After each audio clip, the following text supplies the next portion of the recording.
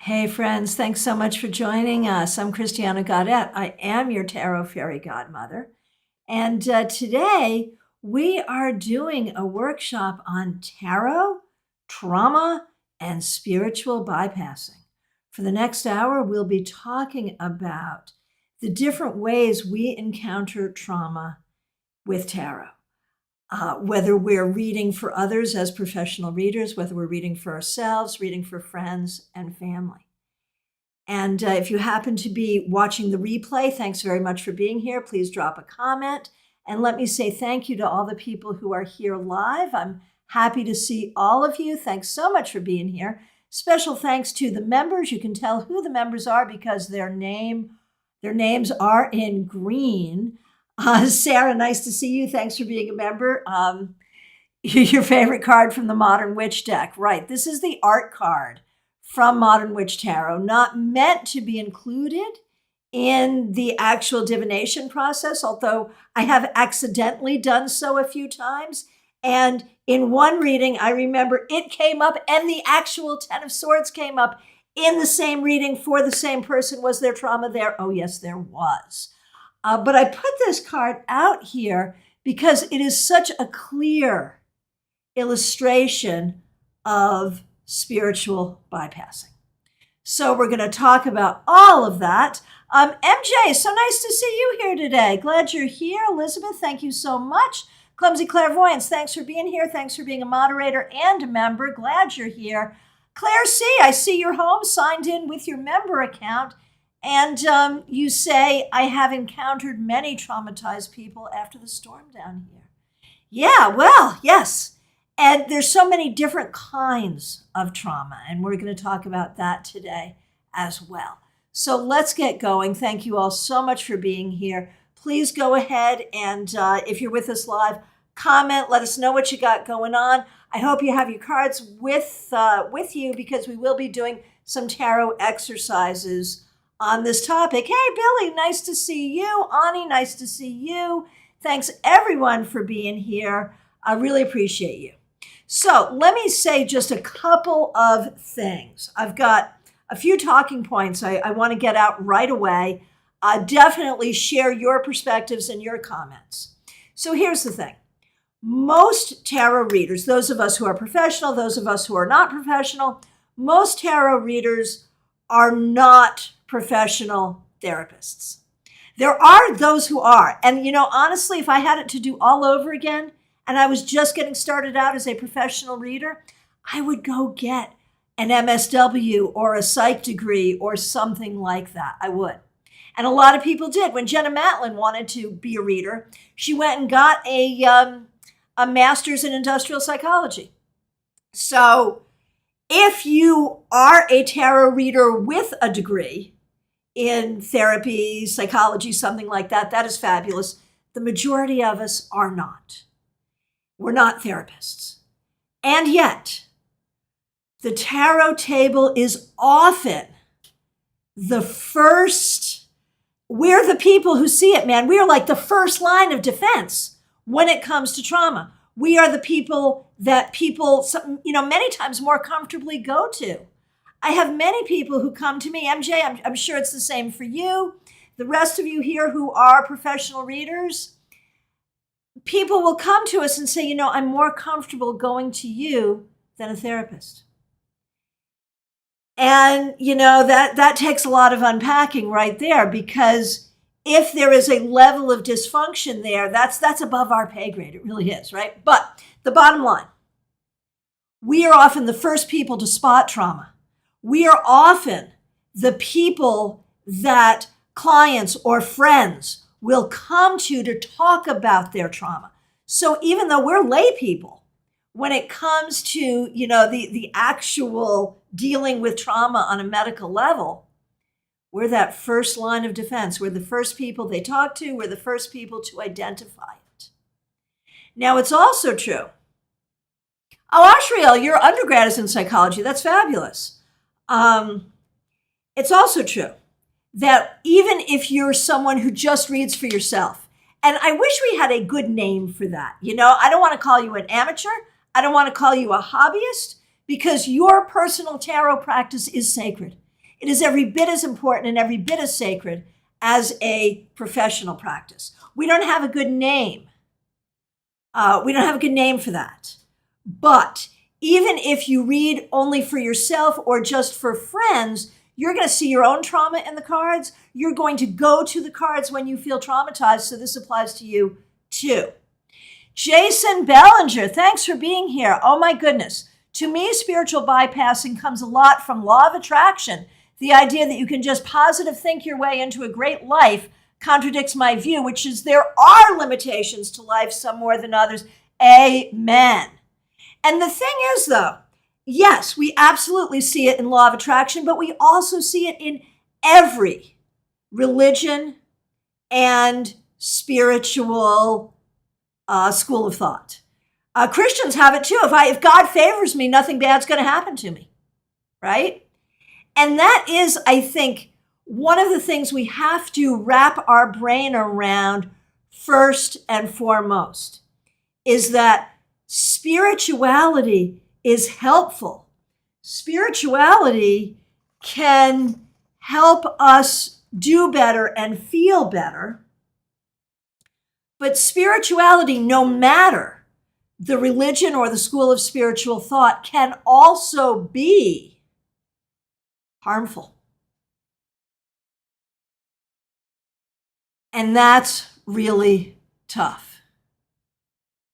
And Ani, nice to see you. Very true. I feel like people come to us tarot readers first because they know it's a judgment-free zone. Yes, I love that. I love that. Billy Wilsifer says we should call you a tarot enthusiast. That's fair. That's fair. Very good. And Clumsy Clairvoyance says, just like bartending, I've noticed it there as well as tarot reading. Absolutely, yes. Absolutely, yes. Petite Gal 25, I pulled the 10 of Swords recently, and yesterday the 10 of Wands. Hey, Kim, nice to see you. Thanks for being here.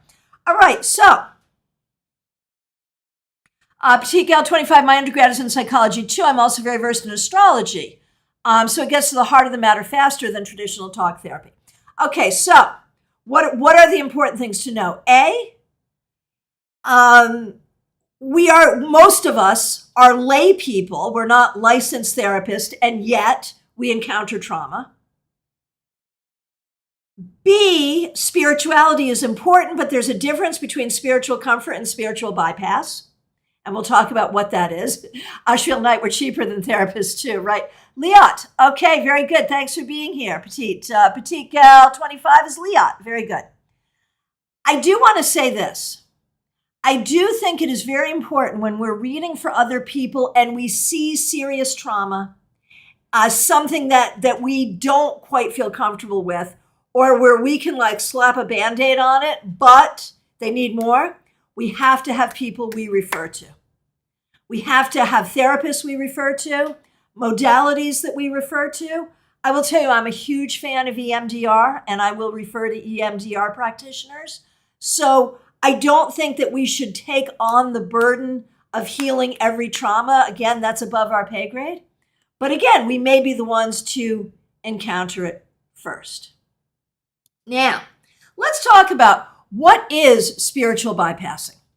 The term spiritual bypassing was first coined in the early 1980s by a Buddhist transpersonal psychotherapist named John Wellwood, and this is in his book, Toward a Psychology of Awakening. So spiritual bypassing is a tendency to use spiritual ideas and practices to sidestep or avoid facing unresolved emotional issues, psychological wounds, and unfinished developmental tasks.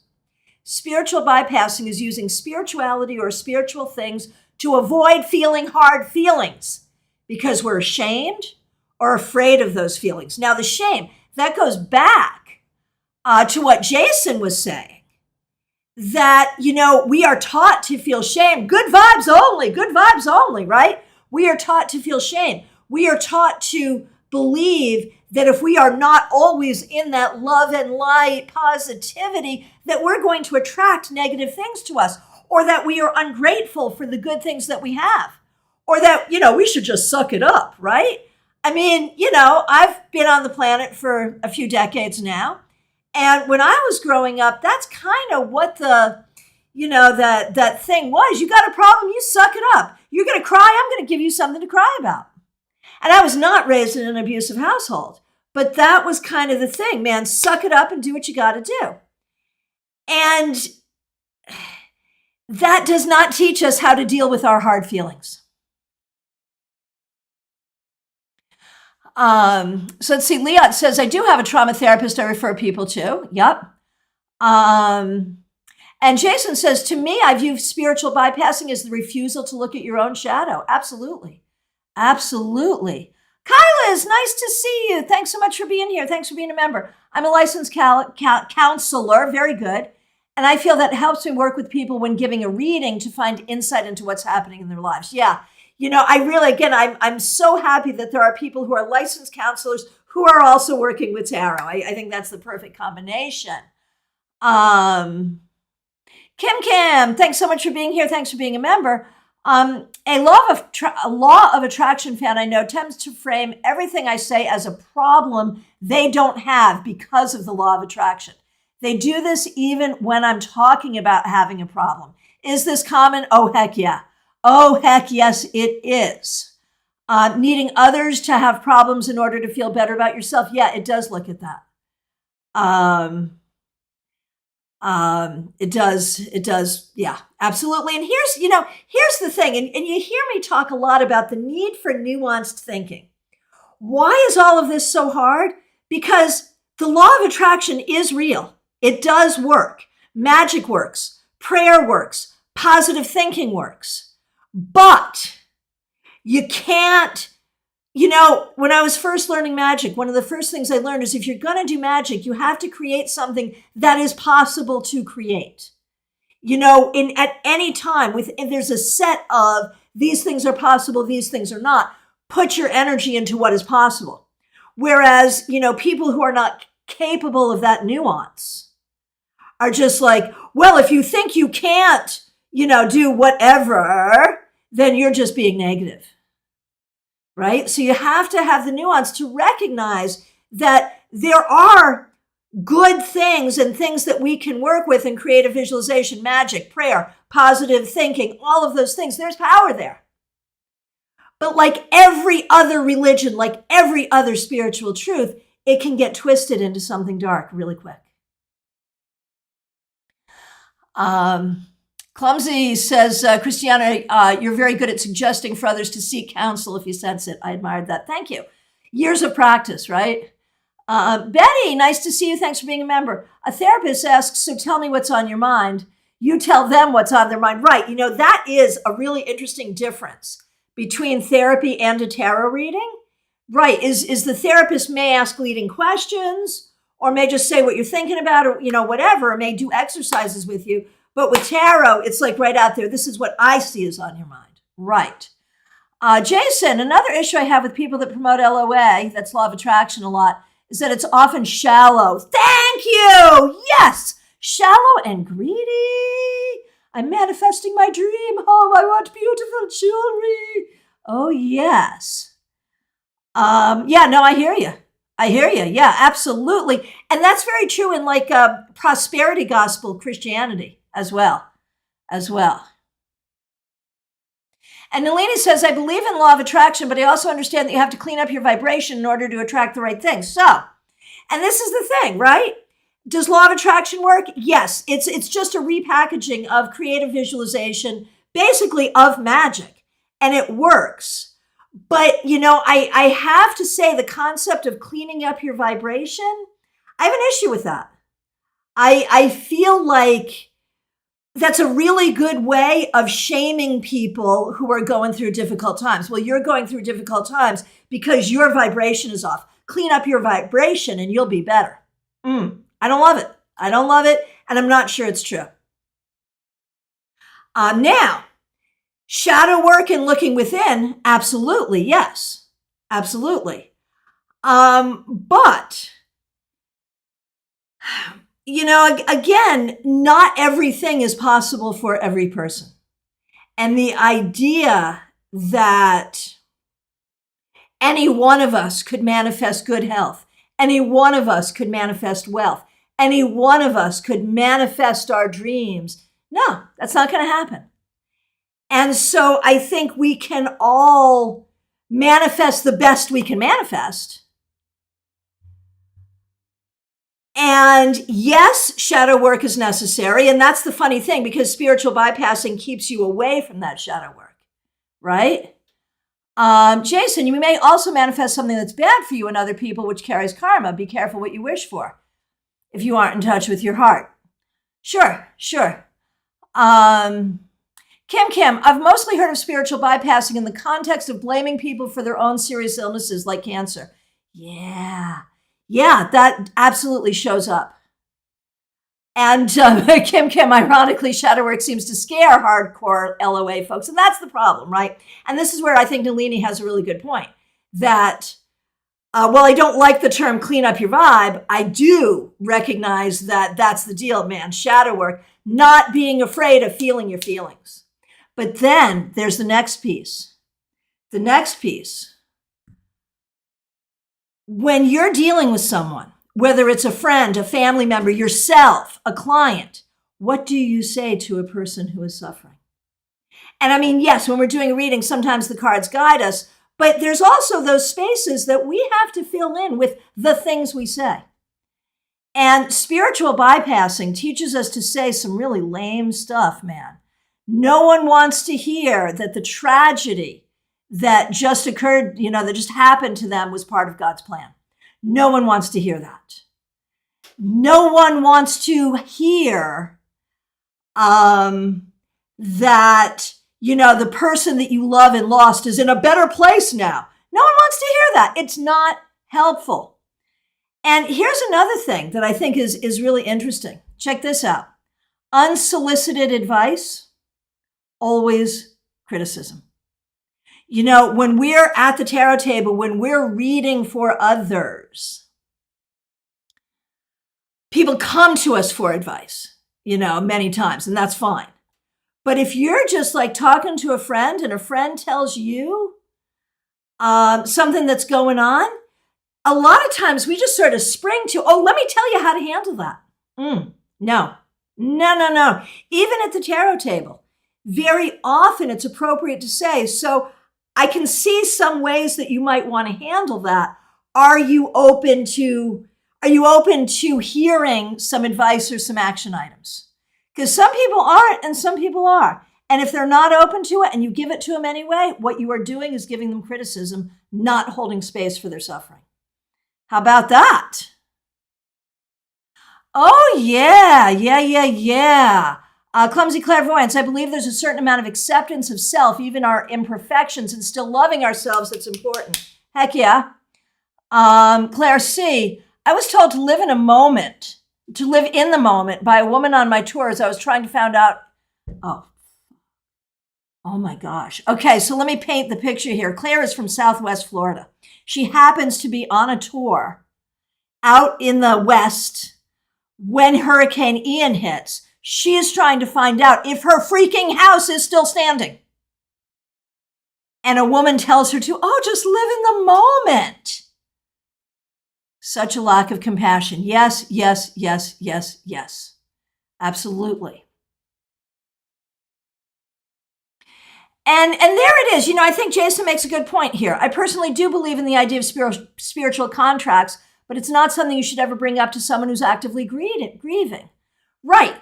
We all have our belief system and we can talk about beliefs, and different people might believe different things, and that's great, and might need to hear different things, but we need to tread very carefully when we're in the space of grief. Ashriel, LOA has become overrated because people don't really know what it is. It bypasses destiny, karma, etc. If it's your soul contract to be single, you won't manifest that mate. Right. So all kinds of possibilities there. All right. So let's do a tarot exercise right here, right now. Okay, everyone, grab your deck. Did I say that? Yes, I did. Okay, here's the question. You go ahead, you do it for yourself, I'll do it for myself. You go ahead and do this question, one card. Give me the card you got and what you think it is. If you need help interpreting it, I'll be happy to help you. And we can help each other as well. Here it is. What is a hard feeling that I have that I'm avoiding? Because we all have them, you know? So what is a hard feeling that you have that you're avoiding?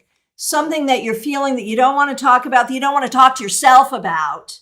Let's let the cards reveal that for you. So, pull a card. What is a hard feeling that I'm avoiding? Okay, I'll do mine right here. The Queen of Cups. So this is so funny. A lot of you know my relationship with the Queen of Cups. I'm a Scorpio female, cisgender female. And so the Queen of Cups is like my native card. And I eschew her because she's so squishy, right? I like the Queen of Wands. I like to identify as the Queen of Wands. I want to be the fire queen, not the water queen. But I am. I am the water queen. So I think it is sort of just in general, allowing myself to be in my feelings, allowing myself to be in my emotions. And that's a particularly interesting thing for me because of the work I do. I may do 3, 4, 5, 6, 7, 8 readings a day, not counting what I do on here. And in those readings, I am very much, in the whatever my client's going through. And it can be death of a loved one. It can be an unfortunate medical diagnosis. And I'm there and I'm holding space for that. The question is, you can do reversals or not, as is your practice. The question is, what is a hard feeling that I am avoiding? What is a hard feeling that I am avoiding? Oh, you got your deck, Teresa. You got your light seers. That's fabulous. So tell me the card, but also give me your interpretation. What does it mean to you? And if you don't know, then ask. So tell me the card. Give me your interpretation. I will only help with interpretations if you ask. Amy Emberhart, nice to see you. Thanks for being here. Okay, so Clumsy Clairvoyance has asked, 9 of Swords reversed. What is a hard feeling that you're avoiding? I am wondering if you sort of naturally have some depression, some anxiety, and you just sort of aren't dealing with it. You know, like you're actively not dealing with it. I wonder. Oh, Leon, I'm afraid to be truly seen, perhaps, with the star reversed. That makes sense. And like, are you afraid to be hopeful? Are you afraid to hope for wonderful things? Ani, justice reversed, the feeling internally that I'm not being treated fairly. Right. Okay, Cheryl asked a question. 2 of Pentacles. The hard feeling that you're avoiding is the idea that you're not enough or that you won't have enough. You won't have enough money. You won't have enough time. You won't have enough energy. You won't have enough health. Claire, 3 of Cups reversed, avoiding loneliness. Tortoiseshell Moon, I got the 9 of Cups. Not sure how that relates to hard feeling.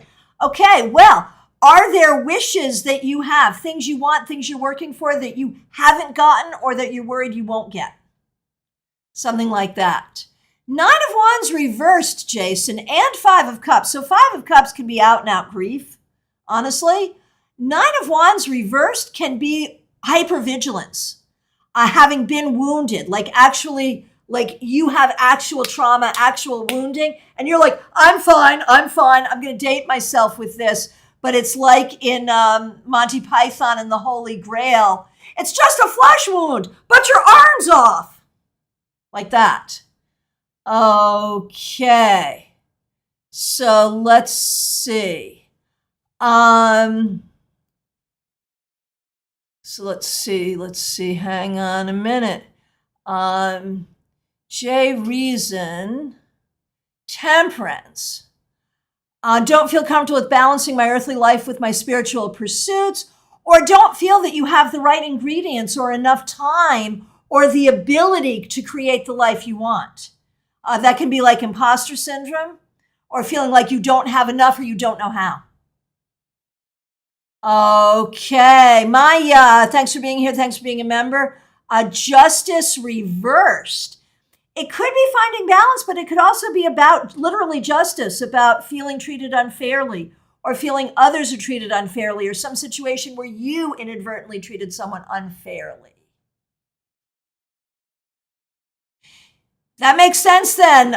Leah, feeling hopeless, adrift, and uninspired by life. That would totally make sense. Okay, MJ got the Hierophant, which I usually read as a spiritual teacher, but in this case, I tend to run from the formal and traditional and do things my own way, sometimes to my detriment, right? Right? Okay, Six of Cups, definitely the past. It could be like lost youth, nostalgia for the past, regrets from the past, things from the past that you don't have closure to. DH, nice to see you. 10 of Swords reversed. I would say like full on trauma in the past that you pretend you're over, but you're not. Oh, there it is. There it is, Leon. I'm afraid to hope for great things as it's never happened to me. There you go. There you go. Peggy Lou, nice to see you. 10 of Swords, that can be pain. That can be people not treating you well. Sarah, Emperor. I think it means I'm keeping my guard out of fear that people might see me as not in control. That could work. Yeah, absolutely. Absolutely. And there could be something about like living up to other people's expectations. Christina, 10 of Wands. It could be a couple things. It could be that you are carrying a lot of past trauma. It could be that you don't ask for help, that I can do it. I can do it just fine. I don't need to ask for help. Could be that too. Kim, Page of Cups. I'm thinking about trying to get back into making art after being so focused on making money to get by, not to be rich for the last 20 years. And I mean, there could be trauma around that for you, absolutely. Page of Cups, too, is about showing people your heart. Tanya, 9 of Swords. Yeah, absolutely. Absolutely. Ashriel, 7 of Cups. My life has been a smorgasbord of experiences, right? That's not a bad thing. Not bad. Okay.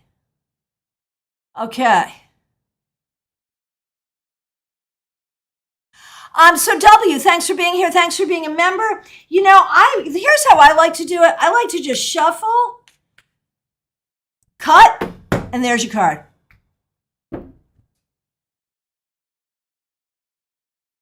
Oh, interesting. Page of Cups could also be my difficulty remembering my dreams when I used to be very involved with dream work. Certainly. I'm still sticking with like actually knowing your heart and seeing your heart and letting people see your heart, which goes along with art as well. Betty Fletcher, 3 of Wands. Yes, you are afraid of success. Yes, you are. You're afraid that you will not be successful doing the things you want to do. I believe it. I do. Okay, Amy Emberhart, that's a good interpretation. 4 of Swords reversed. Recuperation takes time and effort. I would much rather just engage resilience and power through, as has been my pattern. The question that you asked, what is a hard feeling that I'm avoiding, right? So, good exercise. And that's an exercise you can do at home. And I'll give you another one. Don't do it now, but for when you're at home and playing with this. How can I find spiritual comfort without bypassing? So let's talk about this for a minute. Spiritual comfort versus spiritual bypass. I thought about this today. If you think I'm wrong, that's okay. I'm not invested in being right. I'm open for argument. You go ahead and argue with me because you know I'll argue with you, and it's all in love. The difference, what's the difference? Spiritual comfort versus spiritual bypass. The difference between purpose and meaning. What do I mean by that? Okay. Did you in college have to read Man's Search for Meaning by Viktor Frankl? If you haven't read it, you really should. Viktor Frankl was, I think it was like a contemporary of Freud. He was a psychiatrist, and he ended up in a concentration camp during the Holocaust. And so imagine being a psychiatrist in a concentration camp. Imagine that. What does that look like? What does that feel like? And he just observes all of this. He survives and writes a book about it. Man's Search for Meaning. And here's what he discovered. the people who survived the best, who survived the concentration camps the best and lived to tell the tale, were the ones who could find meaning in their suffering.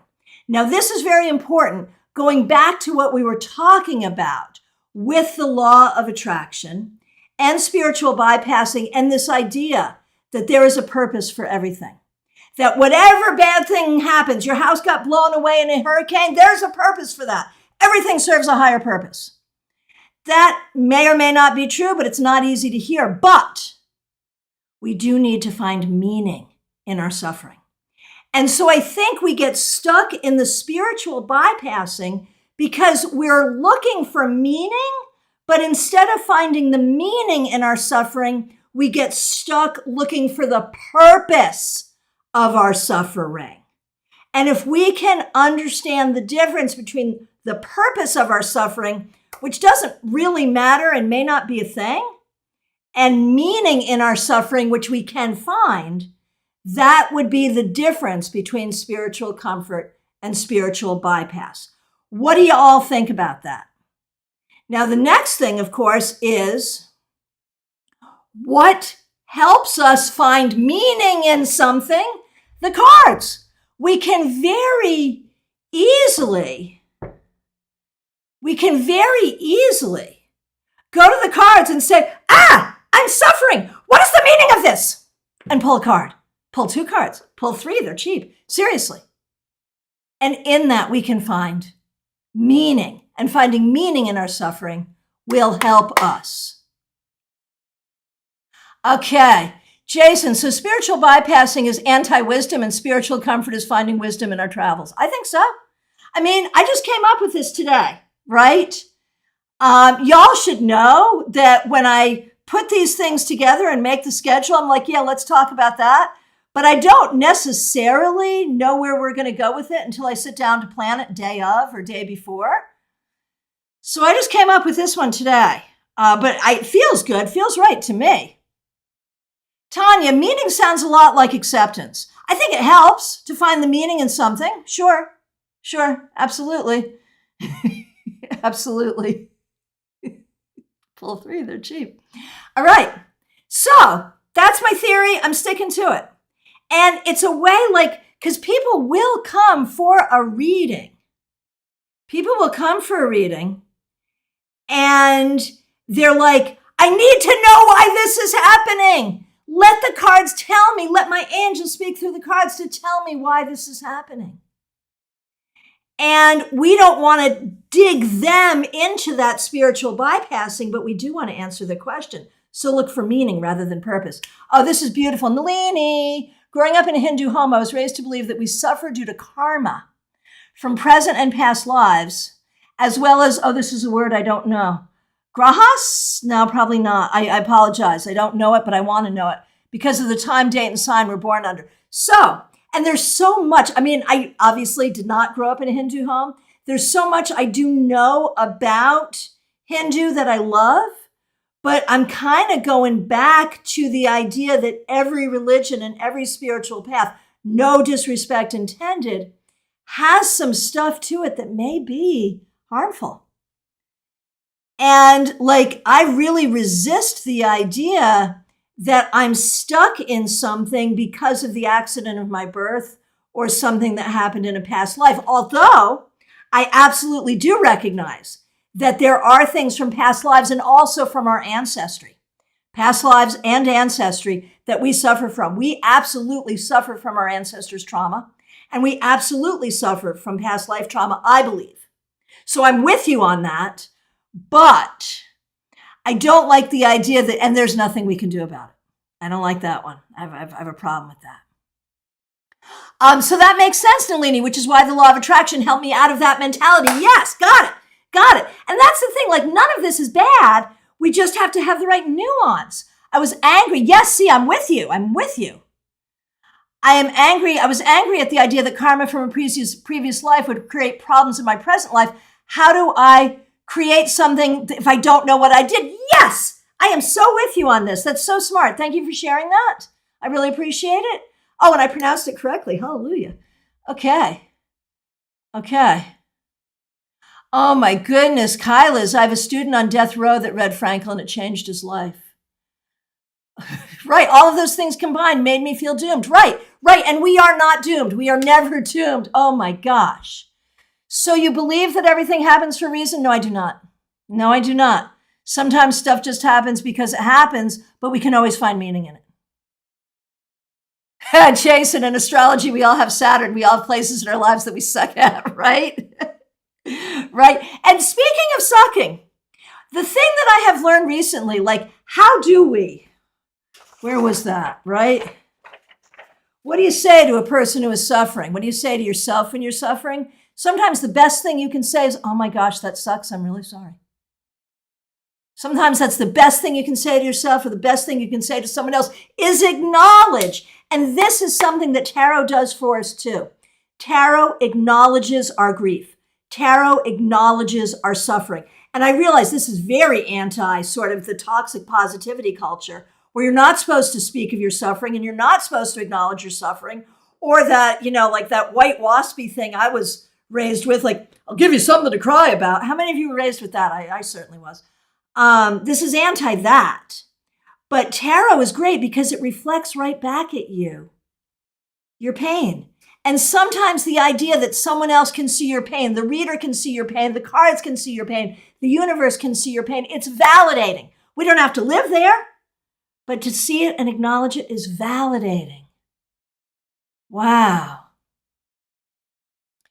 Okay.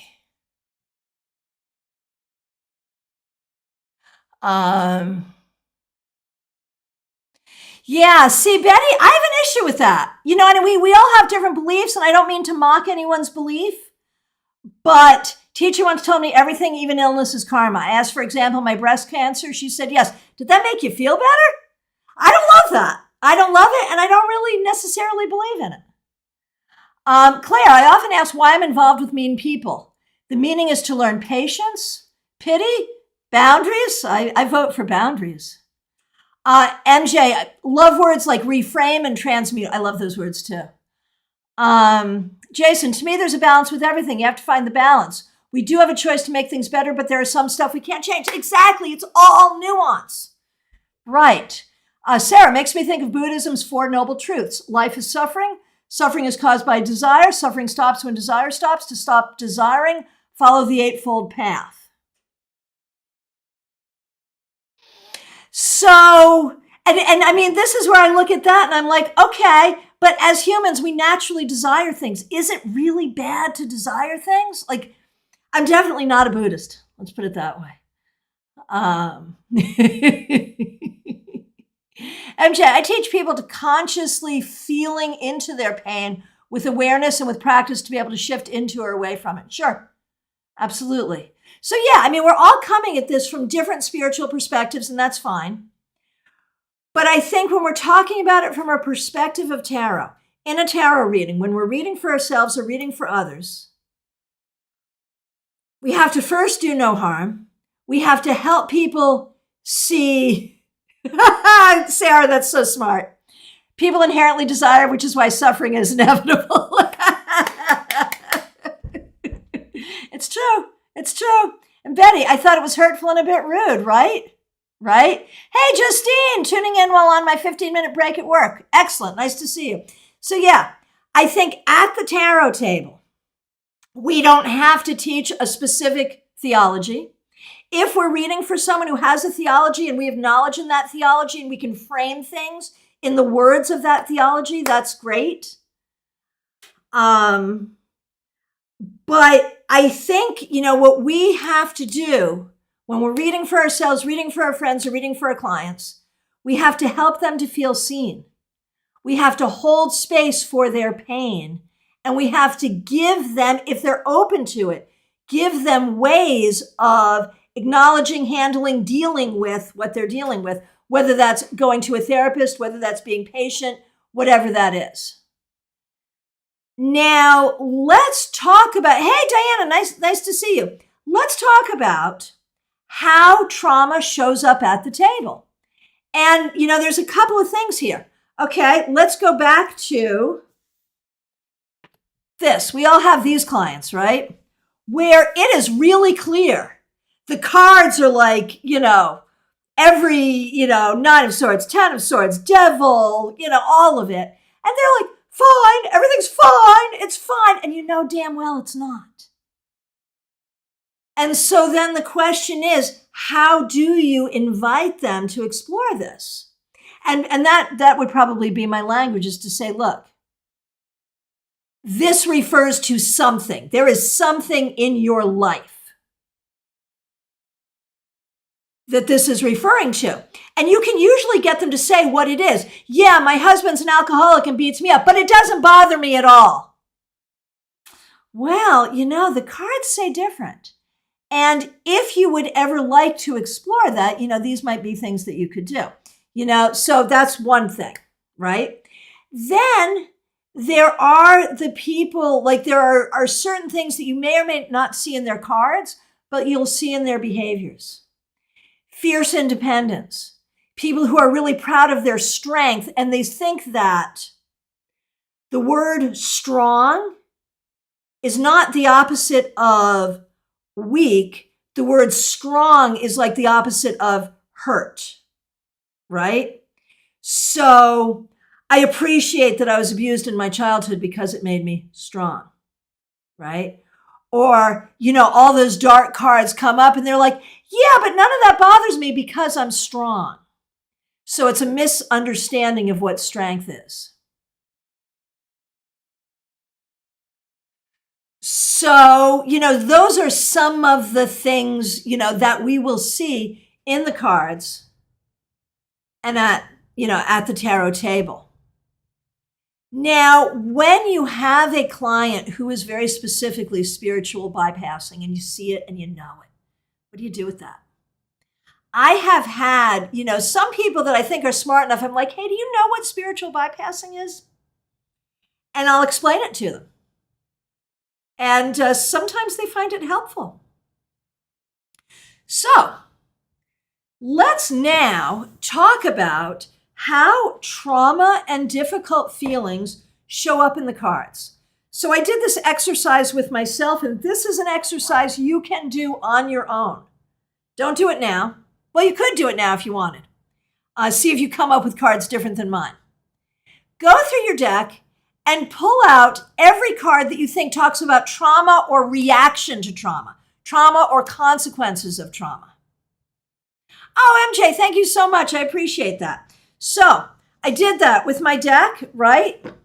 Here is the pile of cards I pulled out of the 78 cards that immediately spoke to me of trauma. Here's the pile that didn't, right? So a lot. I explained spiritual bypassing to the spiritual bypasses. If I think they can handle it, yes. Yes. And very often in a reading, if I'm not sure, like I'll ask the cards. I'll be like, just quietly to the cards, should I talk about spiritual bypassing to this person? And I'll pull a card. And if I get the go-ahead, then I will. I might do that. Or I might just say, how can I best help this person? Pull a card. I'm not saying that aloud. They don't know that's what I'm doing, but that's what I do. Yeah. All right. Oh, this is an interesting point, Justine. I haven't done a whole lot of readings for other people, but I've noticed that people that try to act like everything's fine are the ones who get most nervous about the scary cards. That's hilarious. Hilarious. Yeah. Kyla's, I love the Lightseers Tarot and my new favorite, the Sufi Tarot, because the images express emotions so well and pave the way for acknowledging difficulties. Absolutely. Okay, so let's go through my deck of trauma, and you tell me which cards I'm missing.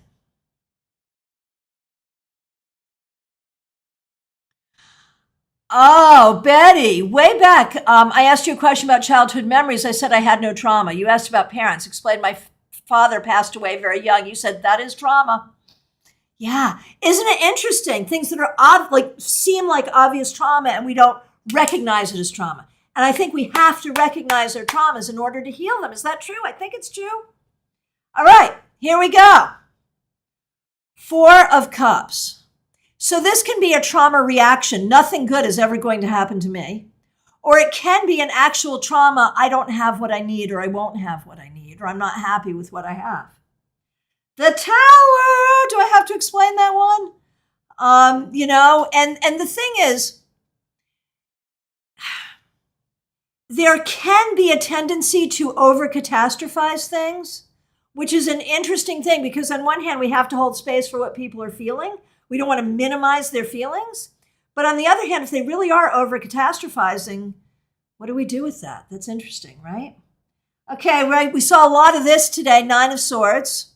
That can be depression, anxiety, worry, insomnia, nightmares. And so this can be a trauma reaction. It can also be the trauma itself. High Priestess. Perfectionism is a trauma response. I have to be perfect or people won't love me. And also within this card, we can see disrespect of women and misogyny, which is a lot of trauma for both men and women. So this is interesting. The weight, 7 of Pentacles. The picture here is the Irish potato famine. Obvious trauma in the deck, right? The trauma of wondering if your hard work is going to pay off. Sarah, I went through the deck and I picked the most traumatic cards and the vast majority are swords. Wonder if anyone else found that too or if I'm biased against swords. Well, here's the thing, man. Swords are our words and we do a lot of damage to ourselves and others with our words. Swords are our thoughts and we do a lot of damage to ourselves and others with our thoughts. So there's a reason for it, which is why law of attraction, power of positive thinking, these are good things because they help us have better thoughts and better words. We're not all law of attraction is bad, positive thinking is bad. No, those are good things. We just have to do them in the right way and make room for shadow work. Would you say the death card could represent trauma? Well, yeah, change is always traumatic. Even if the death card is marriage or pregnancy, it's still trauma, right? Right? And a lot of resonance for the 4 of Cups here, I see. All right, Empress. So the Empress can talk about issues with your mother, issues with fertility, issues with your kids, issues with pregnancy, all of that. 5 of Wands, all kinds of inner conflict and creative conflict. Jason, 6 of Swords, yeah, that's in my pile. Absolutely. And, that process of healing trauma. And it's interesting because the 6 of Swords heals trauma by getting above the emotion, acknowledging the emotion, getting above it, and then using logic to find your way through, which is really interesting. 4 of Pentacles, holding yourself back. Sure, but you know what else? The 4 of Pentacles can also be having good boundaries. So either way, right? What would you say about the Lovers, upright or reversed? The trauma of trying to conform to someone else's needs, never feeling good enough. The Lovers is a hard card, right? Because there's all these choices, it's communication. Does this fit together? Does it not fit together? Sure. Lisa, 8 of Cups. Yeah, that's definitely in here. Abandonment, having to walk away. The Moon. So the Moon can be fear of the unknown. The Moon can be things not being what you think they are, how they seem. Okay. 10 of Pentacles, ancestral trauma. Yeah. Here's death. Someone mentioned death. Okay. I call the 9 of Wands the wounded warrior, right? And there's that question, are you being hyper vigilant or do you really need to be that vigilant? Can you take time out to heal or not? Oh, Quinn, this is good. Empress may mean self-esteem issues. Yes. Like an inability to tune into that abundant space, in my perspective. I love it. Yeah. That's good. 5 of Swords. The battle. Preparing for battle, fighting to win, battle scars, all of that. Betty, 10 of Wands, trying to carry all responsibilities and trying to do it all. Right. Absolutely. Okay, 3 of Swords. Sorrow in all its forms. Diana, judgment for breaking through trauma. Yes, yes, yes. And closure, getting closure to your trauma. Absolutely. So what about Seven of Wands? Having to stand alone and fight, even though you're winning the fight, that's a traumatic thing, and it's defensive. Defensiveness is a trauma response as well. Lisa, you are so right. And that's exactly right. And that's one thing the cards are so good at. I find that a lot of times just acknowledging the trauma releases a lot of anxiety. Yes. There's one reading I will always remember. This is someone I admire a lot. She's one of those people. It's almost hard to read for her because she's so smart. She's so gorgeous. She's so on top of everything. She's the person I would want to be when I grow up, right? But obviously I read for her and hold space for her. And one day I was doing a reading for her and oh my gosh, this was not the day I would want to be her. I was like, wow, you're really, you're going through it. And we talked about what she was going through and she cried and it was hard. And at the end, she's like, thank you for seeing me. Thank you for seeing me. Thank you for not judging me. Thank you for creating a space where I don't have to be perfect, where I can be what I'm feeling in this moment. And she felt a lot better after that. So yeah, I think there's so much. Back to the lovers from Kim. The lovers always pops up to tell me someone who's flirting isn't actually available. Either they're non-committal or already married, right? And Diana says Five of Cups. Yeah, Five of Cups is such an interesting card. Let me see if I can. I know it's here in my pack of sorrows here. Here we go. When I was taught this card, here's what I was taught about the Five of Cups. He's all mourning these cups that have spilt, but look, he just needs to turn around. He needs to get over it. So it's like shaming, right? But this card will come up for real grief where you don't want to shame people. And so even in the way that we learn tarot, there's shaming. Four of Pentacles is lack mentality. Five of Cups is crying over spilt milk, right? I think we need to be careful about that. Jason, from my experience, the lovers can very easily turn into the devil card. Well, yeah. And the chase for love itself can be a trauma response. Absolutely. Absolutely. Okay, someone mentioned the Six of Swords. Got that. 10 of Swords. Someone mentioned this one. Justice came up for a lot of people in our exercise. So Diana, see, this is where I'm going to disagree with you. Five of Cups, what's gone is gone. Get over it and embrace the two upright. That's how I learned it too. And that card came up once for a recent widow. I guarantee you that was not the right thing to say to a recent widow. And so from there, I really shifted my Five of Cups to, okay, there's grief here. Hold space for the grief for as long as you need to.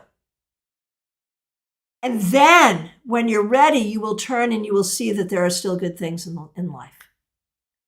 Absolutely.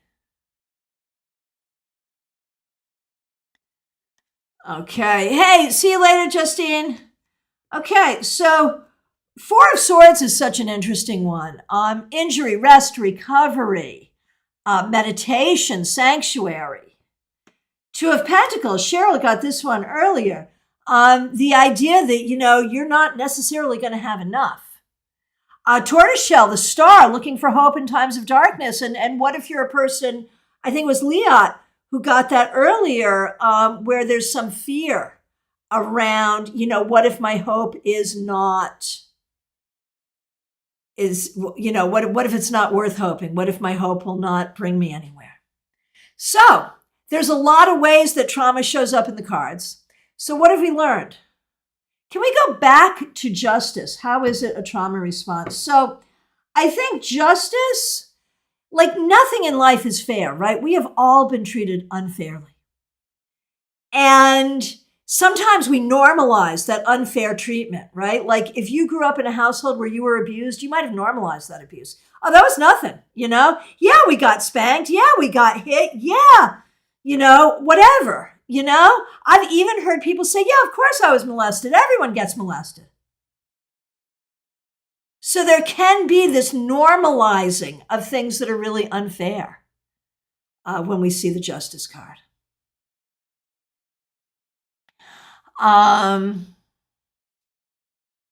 Sarah, there you go. 4 of Swords. Yes, it is a place to retreat and heal after trauma. Exactly. I'm sorry I didn't make that. Clear. Oh, Katie, thank you so much for being here. I do hope you come back and watch it. And thank you for the super chat. Really, really appreciate that. Really appreciate that. So 6 of Cups, so much about the past is traumatic. It could be longing for your lost youth.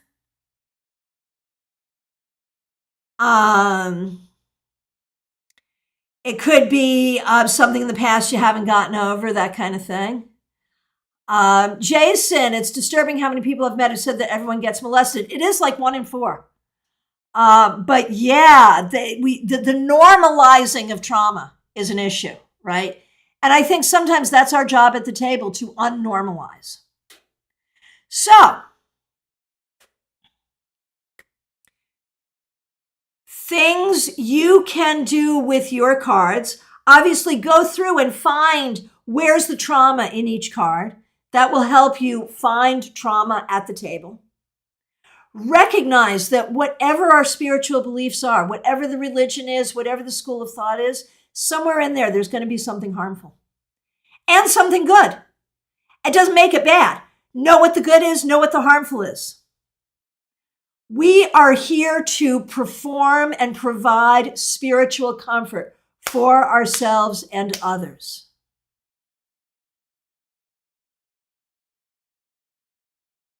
And, obviously, if you're dealing with a lot of trauma at the table, refer to a therapist, refer. But recognize, as part of being tarot readers, whether we are reading professionally or reading for ourselves, reading for friends, we are holding space for trauma and hopefully creating an opportunity for healing.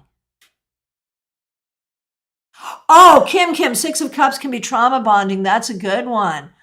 Judgment, afraid to share struggles with others for fear of being judged. Sure. And judgment is also closure, getting closure to the past. Did you pick 8 of Swords? I sure did. The trauma of limiting yourself and keeping yourself small. Perceiving troubles as bigger problems than they are, making mountains out of molehills. Sure. Or like anxiety. How would the world bring spiritual comfort? It could be traveling. It could also be the world invites us to take a big view, to not look at the minutia, but to look at the whole big picture. And sometimes things in the big picture look different than we look just at the minutia.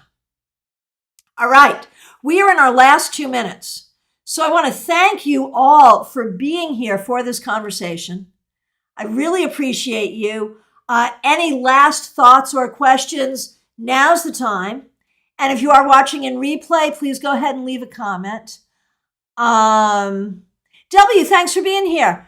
Jason, 6 of Cups to me could also be harping and romanticizing the past nostalgia, which can be a trauma response. Yes, all things were so much better in the olden days. Yeah, absolutely. Absolutely, yeah. So the bottom line, nuanced thinking, right? There's nothing here that's all good or all bad. It's about finding the nuance.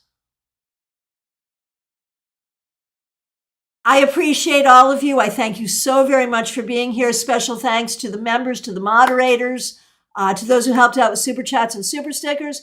I'll be back tomorrow at noon with your Friday weekly wrap up. And thank you so much for being here.